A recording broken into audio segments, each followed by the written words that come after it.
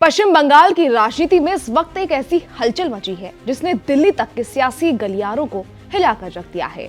मुख्यमंत्री ममता बनर्जी ने एक ऐसा पत्ता खेला है जिसे कोई मास्टर स्ट्रोक कह रहा है तो कोई चुनावी दांव। हम बात कर रहे हैं ममता सरकार की नई युवा साथी योजना की। बंगाल के चप्पे चप्पे पर इस वक्त भारी भीड़ है, लंबी कतारें हैं और हर युवा की जुबान पर एक ही सवाल है, क्या वाकई 1500 रुपए महीने से तकदीर बदलेगी?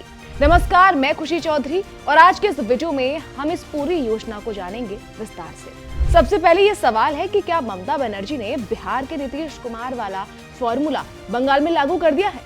अब सबसे पहले ये समझ लेते हैं कि आखिर ये योजना है क्या और इसमें इतना शोर क्यों मच रहा है। इस योजना के तहत बंगाल सरकार 21 से 40 साल के उन युवाओं को हर महीने 1500 रुपए का बेरोजगारी भत्ता देने जा रही है जिन्होंने कम से कम 10वीं कक्षा तक पढ़ाई की है और फिलहाल उनके पास कोई नौकरी नहीं है।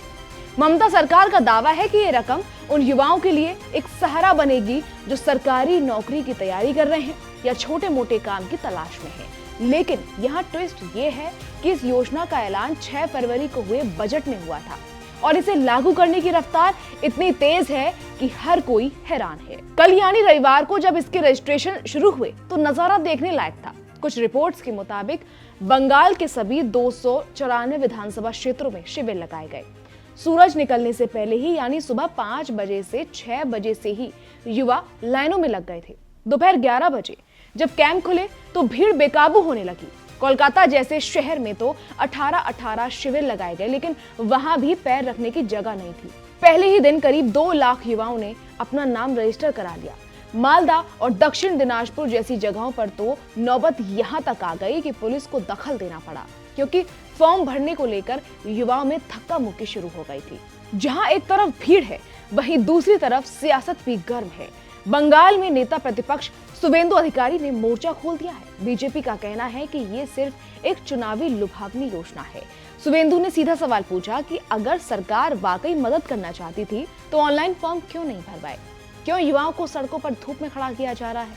बीजेपी का आरोप है कि 2013 में भी ऐसी ही एक योजना आई थी जिसमें 17 लाख युवाओं ने फॉर्म भरे थे, लेकिन उनमें से कितनों को पैसे मिले या नौकरी मिली इसका कोई हिसाब नहीं है। बीजेपी इसे मार्च में होने वाली प्रधानमंत्री नरेंद्र मोदी की रैली का मुकाबला करने की एक कोशिश बता रही है। उनका साफ कहना है कि ममता सरकार युवाओं को नौकरी देने में फेल रही है, इसलिए अब भत्ता देकर उन्हें बहला रही है। वहीं टीएमसी की वित्त मंत्री चंद्रिमा भट्टाचार्य का कहना है कि केंद्र सरकार ने बंगाल का फंड रोक रखा है, फिर भी ममता दीदी जनता के लिए पैसे निकाल रही हैं। उन्होंने साफ कर दिया कि ये योजना बंद नहीं होगी। लेकिन यहाँ सबसे बड़ी बात है बिहार कनेक्शन। हाल ही में बिहार चुनाव में जिस तरह से नीतीश कुमार ने युवाओं और महिलाओं को केंद्रित योजनाएं चलाकर जीत हासिल की, ममता बनर्जी ने भी वही रास्ता चुना है। ममता जानती है कि अगर बेरोजगार युवाओं का ये बड़ा वोट बैंक उनके हाथ आ गया तो 2026 के विधानसभा चुनाव में उनकी राह आसान हो जाएगी। इस योजना की टाइमिंग बहुत दिलचस्प है। पहले ये पैसे 15 अगस्त से मिलने थे, लेकिन अचानक इसे बदलकर 1 अप्रैल कर दिया गया, क्योंकि अप्रैल मई के आसपास चुनावी माहौल अपनी चरम सीमा पर होगा। जब युवाओं के बैंक खाते में सीधे पैसे गिरेंगे तो उसका असर सीधे वोटिंग मशीन पर दिख सकता है। 5000 करोड़ का ये बजट बंगाल की अर्थव्यवस्था पर कितना बोझ डालेगा ये तो वक्त ही बताएगा, लेकिन फिलहाल ममता बनर्जी ने विपक्ष के खेमे में हलचल जरूर पैदा कर दी है। ममता बनर्जी की युवा साथी योजना बंगाल के बेरोजगारों के लिए वाकई वरदान साबित होगी या ये सिर्फ चुनाव जीतने का एक जरिया है? आपको क्या लगता है? कमेंट करके जरूर बताइएगा।